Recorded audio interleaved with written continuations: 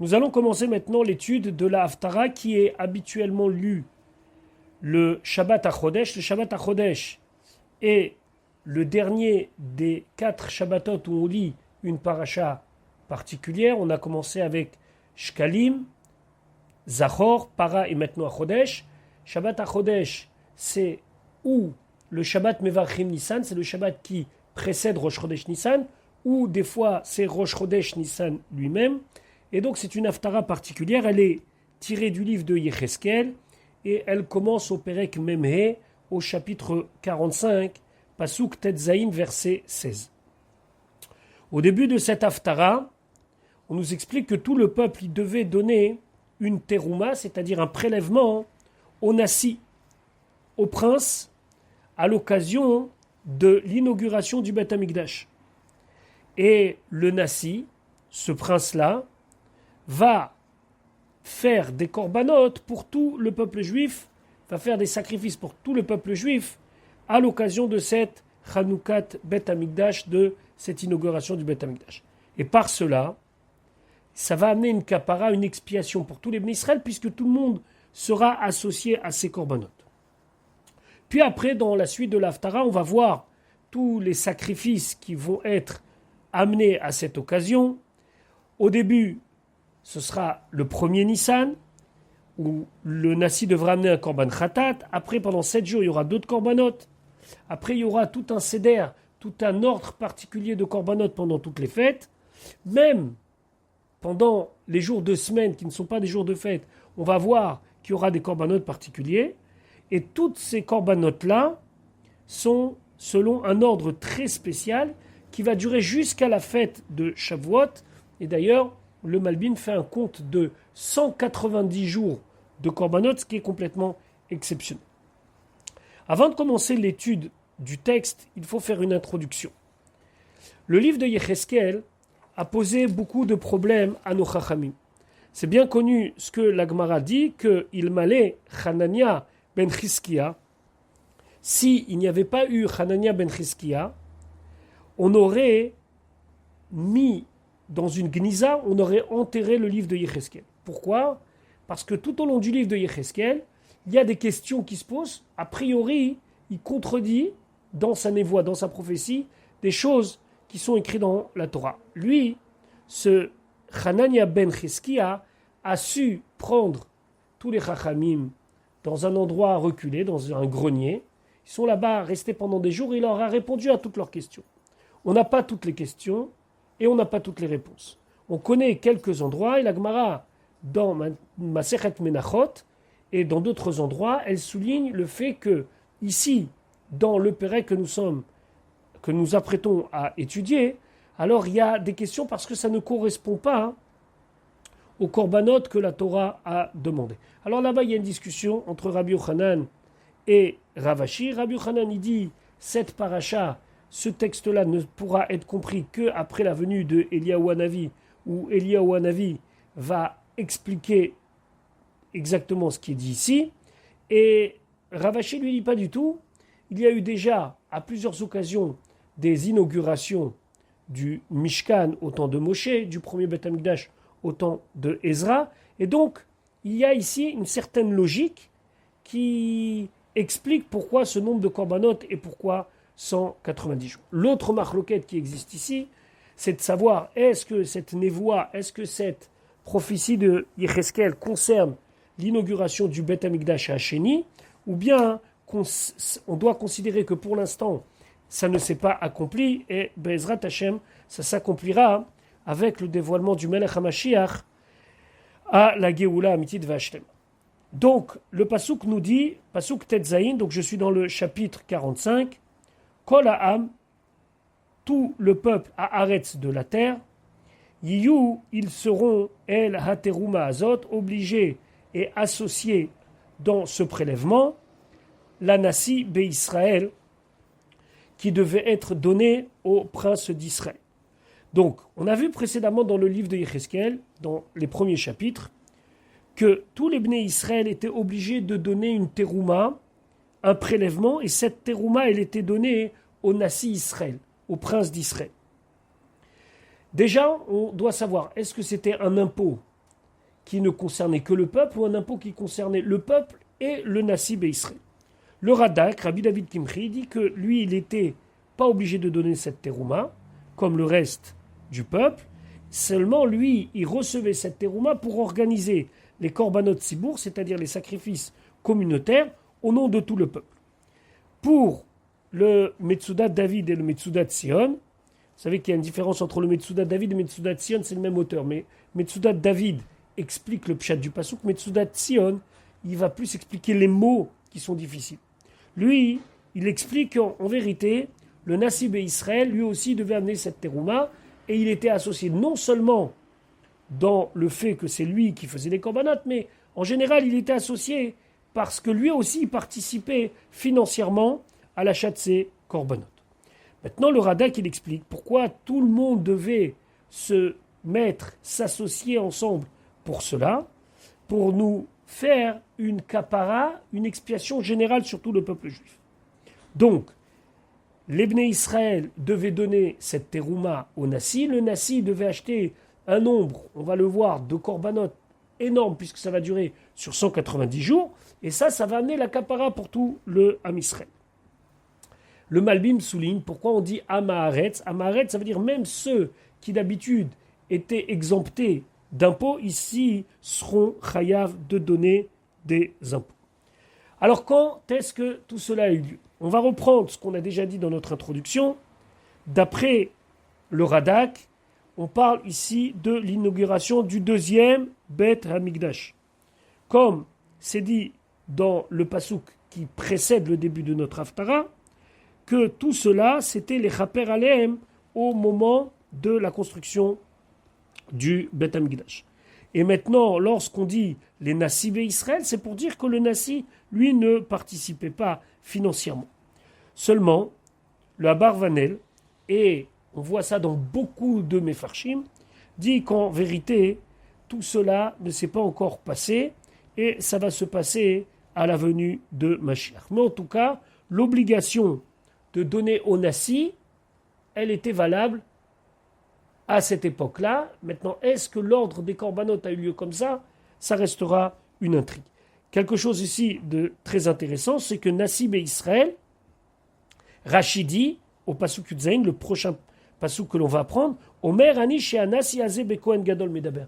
Il dit le Nassi ici, c'est une autre manière d'appeler le Kohen Gadol, et il dit comme ça, Vechen Kol HaNassi Shebainyan, ici, chaque fois que vous allez avoir le mot Nassi, d'après Rashi, c'est le Kohen Gadol, Veshamati Mishmo Shel Rabbi Menachem, Shebemelech Medaber. Mais Rashi, il finit avec encore une autre prise, il dit, mais moi j'ai entendu aussi que, d'après certains, on parlait du Nassi, c'est-à-dire du roi d'Israël. En tout cas, on va faire simple, la terouma, elle était donnée au Nassi. A priori, le Nassi y participait ou il participait pas, c'est une marloquette. Parce que Zain Vea, la Nassi y est, et le Nassi, il aura l'obligation avec cela d'amener Aolot, Vea Mincha, Vea Neser. Il devait amener les sacrifices Olot. Le Ola, il est traduit en français par Holocauste, puisque c'est un korban, un sacrifice qui est entièrement consacré à Kadosh Baruch Hu.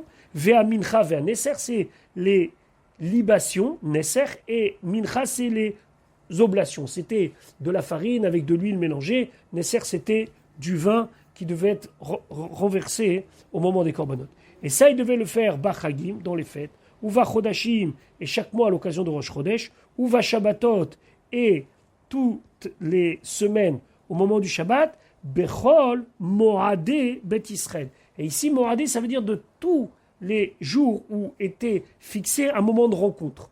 Moed, c'est un moment de rencontre, c'est une fête où on se rassemble. Moed, ça peut être aussi quelque part le Shabbat ou le Rosh Chodesh. Donc ici, Moadé Bet Israël, c'est pas uniquement les fêtes, mais c'est tous les moments où les Bnei Israël étaient rassemblés, où Yaaseh, c'est lui qui fera Et HaChatat, Vet HaMincha, Vet HaOla, Vet HaShelamim, et c'est lui qui fera donc les différents korbanot. Le Chatat, c'est un sacrifice expiatoire. Mincha, donc, c'est les oblations. Vet HaOla, c'est donc le korban holocauste. Vet HaShelamim, le korban Shlamim, c'est un korban assez particulier où tout le monde pouvait consommer, celui qui amenait le korban, le Kohen et bien sûr une partie sur le Mizbeach, les Chaper, Be'ad Bet Israël, pour amener la kapara, pour amener l'expiation sur tous les Bnei Israël. La Barvanen, il dit qu'on nous souligne l'importance de ces corbanotes-là parce que cela devait être fait par le Nassi. Maintenant, les corbanotes de tous les jours, ils étaient faits comme d'habitude. Pasuk Yutret. Ko amar Hashem Elokim, ainsi Hashem Elokim à Dieu, c'est donc Yecheskel qui parle. Barishon, le premier mois de l'année, donc le mois de Nissan, d'après la Torah, Bechad la Chodesh, le Rosh Chodesh Nissan, donc on voit tout de suite le lien avec Shabbat HaChodesh, le Shabbat qui précède, ou bien le Shabbat Rosh Chodesh Nissan, Tikar, tu prendras par Ben Bakar Tamim, un par, donc un taureau, Tamim, qui est sans défaut, et ce par-là, ce taureau-là, devra être amené comme Korban Khatat. Vechiteta et Hamikdash, et tu vas purifier ou bien expier le Bet Hamikdash. Alors là, c'était une des questions que dans la Gemara on pose. Pourquoi ? Parce que sans être trop technique, le Korban de Rosh Chodesh ne correspondait pas à un Korban comme il est dit ici. La Gemara elle dit Khatat. Comment tu dis que c'est un Korban Khatat ? Olay, c'est un Korban Ola. Donc il faut reprendre les versets dans Parashat Pinchas pour voir cela, puisque là-bas on nous dit que les Seirei Rosh Chodesh c'était des Korban Ola et pas des Korban Khatat. Vous allez me dire quelle différence ? C'est qu'un Korban Ola, il est complètement consumé par le Misbéach, donc il est brûlé, sauf la peau, alors que le Korban Khatat, il y a des parties qui reviennent au Kohanim et des parties qui reviennent sur le Misbéach. Donc ça ne va pas. À cela, la Gemara, elle dit, Rabbi Yochanan, il pense que cette paracha va être expliquée par Eliyahu Hanavi. Et Ravashi, il dit, pas du tout, c'était des corbanotes exceptionnels, et Yecheskel, il a eu l'ordre de faire des choses exceptionnelles. Rashi, tout au long du texte, va essayer de se casser la tête pour prouver à chaque fois que ça correspondait aux corbanotes de la Torah, et des fois il sèche et il dit je ne sais pas. Hélas, dans le cadre de notre cours, on n'a pas le temps de tout développer, mais pour ceux qui ont un Chumash Mikrot Gdolot avec eux, avec le Malbim, je vous invite à regarder le pirouche du Malbim sur ce morceau de la Torah, ce morceau de la Haftara, où il fait tout un calcul pour bien signifier pourquoi les corbanotes ont commencé Rosh Chodesh Nissan et vont finir très tard à la fête de Sukkot, 190 jours, et il trouve un signe que c'est le Ketz. Ketz, c'est la Gematria de 190, parce que c'est le moment propice pour la Géoula. Et c'est assez intéressant de voir comment il fait ce calcul-là, mais en tout cas, on sent ici qu'il y a un air de Géoula quelque part dans notre Haftara, puisque par exemple, le Radak parle du Chodesh Nissan en disant que c'est un Chodesh HaGeoula, Shebo Nigalou Israël Mimitzraim, ou Bo Atidim Legael Leatid Bechad la Chodesh, etc., etc. Il dit que le premier jour du mois Nissan, c'est un jour particulier, puisque en 2449 après la création du monde, environ un an après la sortie d'Égypte, c'est Rosh Chodesh Nissan qu'on a inauguré le Misbeach, et donc on sait que le mois de Nissan est un mois très propice à la Géoula. Et c'est ce que développe ici le Radak. On va continuer à essayer de rester le plus proche du texte pour pas trop se perdre. Pasuk Yut Tet. Fait la kacha Kohen, le Kohen il va prendre Midam Achatat, donc du sang de ce Korban Khatat, qui était un par, donc un taureau, Venatan El Mezuzat Habait, et il va mettre à l'intérieur du poteau du Bait, Alors le Bait c'est quoi ? C'est la maison. De quelle maison on parle ? Du Bet Hamikdash. Il y a plusieurs parties dans le Bet Hamikdash. Ici, on part de la porte du Echal. Le Echal est donc la pièce qui précède l'endroit où il y a le Kodesh. Dans le Kodesh se trouve la Menorah, le Shulchan et le Misbeach Hazav, le petit Misbeach en or sur lequel on faisait les Ketoret. Et après, il y avait une deuxième pièce qui s'appelait le Kodesh HaKodashim, où à l'époque du premier temple se trouvait le Aaron, l'arche sainte, avec les brisures des tables de la loi, les deuxièmes tables de la loi et un Sefer Torah, la fameuse arche sainte avec les kérouvim, les chérubins au-dessus. Au temps du Beth Amikdash, hélas, la pièce était vide, le Kodesh HaKodashim était vide, puisque nous n'avions plus, le Aaron Berit Hashem. Donc là, on nous dit a priori qu'il devait faire une fois une mise de sang sur Mezuzat Habaït qui correspond à la porte du Echal. Seulement les Mefarshim ils disent que même s'il a parlé au singulier, en vérité, il fallait qu'il fasse ça à toutes les portes.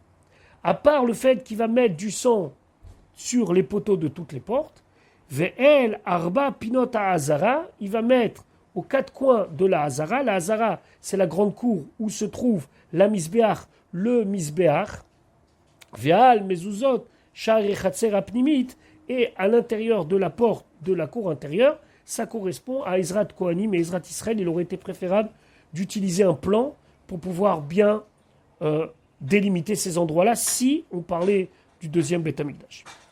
Vechen ta'aseh, et ainsi tu feras Beshiv'a vachodesh, tous les 7 jours qui suivent Rosh Chodesh Nissan. Pourquoi ? Parce que cela va permettre d'enlever les fautes Meish Shogé, d'un homme qui aurait, sans faire exprès, manqué de respect à l'endroit du Mikdash, en y rentrant par exemple impur alors qu'il ne savait pas, ou mi petit, ça désigne quelqu'un d'idiot, qui sont rentrés dans un endroit où ils n'avaient pas le droit de rentrer. Ça, c'est très important de comprendre qu'ici, il faut amener une kapara, il faut déjà amener une expiation pour ce qui avait été fait auparavant, et peut-être aussi pour permettre que dans le cas où arriverait une telle chose, la kapara elle aurait devancé ce qui avait été fait par le Nassibé Israël en mettant ce sang un petit peu partout. Maintenant, le passouk Raf Aleph continue. Barishon, donc le premier mois, le Chodesh Nissan, Be'ar Ba'asar Yom la Chodesh, le 14e jour du mois, donc Erev Pesach, la date où les Bnei Israël avaient l'habitude de faire le Korban Pesach, Yeh Lachem HaPasach. Ce sera le moment où vous allez faire votre Korban Pesach. Attention, on vient nous souligner que même si c'est une période extraordinaire où on fait des Korbanot extraordinaires, ça n'empêche pas que chacun devait faire son Korban Pesach. Et à partir de là, il va falloir attendre Chag Shevuot Yamim, la fête des semaines. Ça veut dire que pendant 7 jours, et là Shevuot Yamim, ça vient de Sheva, que pendant 7 jours, Matzot Yehachel, vous allez manger des matzot. Rachid lui dit que Shevuot Yamim, c'est parce qu'on commence à compter les semaines. Donc pour lui, Shevuot, même si Shevuah et Shiva, c'est la même étymologie, mais pour lui, ça signifie, c'est la fête où on commence à compter les semaines. Pasuk Ravbet, Ve'asa Nasi Bayom Ha'ouis. Donc ce jour-là, le Nasi fera, donc on est le 14 Nissan, il fera l'expiation Ba'ado Uv'ad Kol Amaretz, il va faire l'expiation pour lui et pour tout le peuple avec Pachatat. Donc à part le fait qu'il devra amener son Korban Pessah, il devra amener un Pachatat. Il y a un sefer qui explique qu'ici, c'est une kapara sur le premier meurtre de la Torah. Selon le Midrash, le premier meurtre de la Torah, Caïn et Hevel, a eu lieu un 14 Nissan. Et ce Pachatat vient expier le premier meurtre de la Torah qui a eu lieu un 14 Nissan. Pasuk Chav Gimel, Veshivat Yemeachag Yaaseh, pendant les 7 jours de la fête, le Nasi, il va faire Ola Lachem, un korban Ola pour Dieu qui était composé de Shiva Parim, Veshiva Telim Temimim Leyom. Chaque jour, il devait amener ce nombre de bêtes. Comme korban Ola, il devait amener donc 7 Parim, 7 taureaux, 7 Elim, 7 béliers pendant tous les 7 jours. Ve Khatat Seir Izim Layom, et à part ça, un bouc expiatoire par jour pendant les 7 jours. Chavdalet 24, ou Mincha, et l'oblation qui était accompagnée de libation.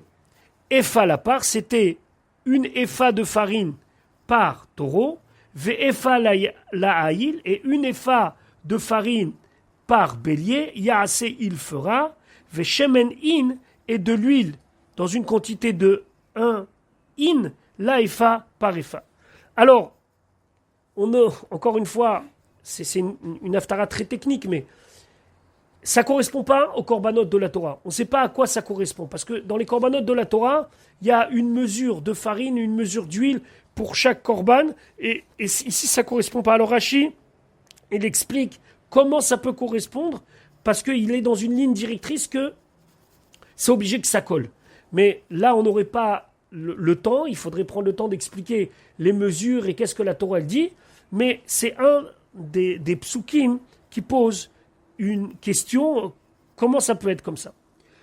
Pasuk Rafé, Bachevi, donc le 7e mois, donc on est déjà au Chodesh Tishri, au mois de Tishri, 6 mois après, Bachamisha Asar Yom la Chodesh, le 15e jour Bechag, pendant la fête de Sukkot, il y a assez Kaele, il va faire Chaele, exactement comme cela, Shivat Yamim pendant 7 jours, Kachatat, Kaola, Vechamincha, Vechashamen, il prendra les mêmes korbanot et le même nombre, et pendant le même nombre de jours, pour le korban expiatoire, pour le korban d'holocauste, Ola, la mincha, pour les oblations, Vechashamen, et aussi la même chose pour l'huile qui devait être, Vechashamen, pardon, et exactement la même chose pour l'huile qui devait être amenée.